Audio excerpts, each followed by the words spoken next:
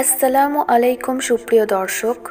আজকে আবারও একজনের বাস্তব জীবনের দোয়া কবুলের গল্প শেয়ার করব। বোনটি ইমেলের মাধ্যমে তিনার দোয়া কবুলের গল্পটি আমাদের সঙ্গে শেয়ার করেছেন। বোনটি লিখেছেন, আজকে আমার একটি দোয়া কবুলের গল্প শোনাবো। আমার একটি সমস্যার জন্য কিছু টাকা ধার করি, তো টাকাটা আমি কোনোভাবেই ম্যানেজ করতে পারতেছি না।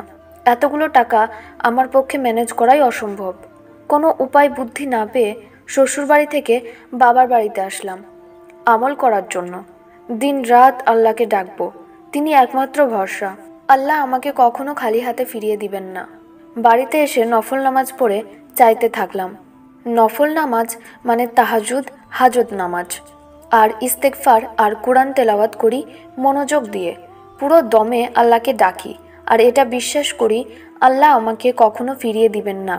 আম্মু আমার এই অবস্থায় দেখে বলে, আমি কি কারো কাছে থেকে টাকা ধার আনবো? আমি বললাম, না, কারো কাছে যেতে হবে না। এমন একজনের কাছে চাইতেছি, তিনি কখনো ফিরিয়ে দিবেন না। 3-4 দিন না যেতেই আল্লাহ তাআলা আমাকে অলৌকিকভাবে সাহায্য করেছেন। ঠিক এর কয়েকদিন না যেতেই আমার হাজব্যান্ড বলেছেন ওনাদের বাসায় দাওয়াত করতে। তখন আমার আব্বু চাকরি থেকে রিটার্ন আসছে 6-7 মাস। অবসর সময় দিন পার করছে। বেতন বন্ধ, কারণ পেনশন না পাওয়া পর্যন্ত বেতন পাবে না। আমাদের হাতে টাকা পয়সা ছিল না, আর উনি জিদ করে বলতেছেন ওনার আব্বু আম্মু ফ্যামিলির সবাইকে দাওয়াত করতে হবে। পরে আমি খুবই চিন্তায় ছিলাম। মনে মনে ভাবলাম, যদি 3000 টাকা হতো তাহলে তাদেরকে সুন্দর করে খাওয়ানো যেত। এই বলে আল্লাহর কাছে চাইতে থাকলাম।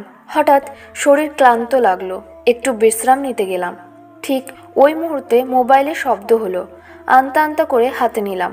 তারপর যা দেখলাম, 5000 টাকা আমার ফোনে বিকাশে আসলো।